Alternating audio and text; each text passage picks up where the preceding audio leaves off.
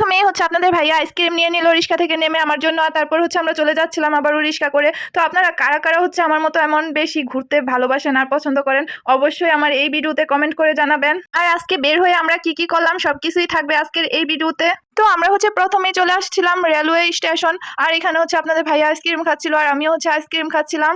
এখন অনেকেই বলবে আমরা 2 দিন পর পর স্টেশন চলে যাই ঘুরতে, আর কি কোনো জায়গা নেই নাকি? তো আমাদের বাসা থেকে যেহেতু অনেকটাই কাছে স্টেশন, তো আমরা হচ্ছে কোনো প্রয়োজন হলে স্টেশনই চলে যাই, আর হচ্ছে ওইখানে গিয়ে ঘোরাঘুরি করতে পারি, যা কিছু ইচ্ছে হয় খেতে পারি, যা কিছু ইচ্ছে হয় কিনতে পারি। তো আমরা হচ্ছে প্রয়োজন হলে মাঝে মাঝেই হচ্ছে বেশিরভাগ সময় স্টেশনেই চলে যাই।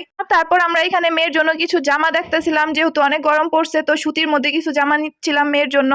ও গরমের মধ্যে পরে আরাম পাবে এরকম দেখে কিছু জামা নিয়ে নিচ্ছিলাম মেয়ের জন্য এখানে।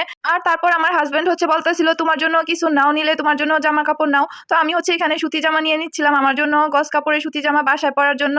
তো যেহেতু হাজবেন্ড নিজের ইচ্ছায় বলতেছিল নেওয়ার জন্য, তো ও হচ্ছে নিজের ইচ্ছা যখন কিছু বলে আমি কোনো কিছুই না করি না বাবা, আমি সবকিছুই বলে দিই আচ্ছা ঠিক আছে নিবো, আচ্ছা ঠিক আছে কিনে দাও, কোনো কিছুই কোনো সময় আমি না করি না। তো তারপর সাথে সাথে আমার জন্য জামা নিয়ে নিলাম। আর এখানে হচ্ছে একটি গরম গরম ছোলা বুট মাখা বিক্রি করে, আর আমরা যখন স্টেশনে যাই প্রায় সময় এই বুট মাখাটা খাই, গরম গরম সরিষা বাটা দিয়ে মাখা থাকে, খুবই মজা হয় এই বুট মাখাটা খেতে। আর তারপর নিখিল থেকে এসে বাচ্চাদের জন্য নিয়ে নিলাম কিমা পুরি, আর কিমা পুরি নিয়ে হচ্ছে এখন আমরা বাসায় চলে যাব আমাদের সব কাজ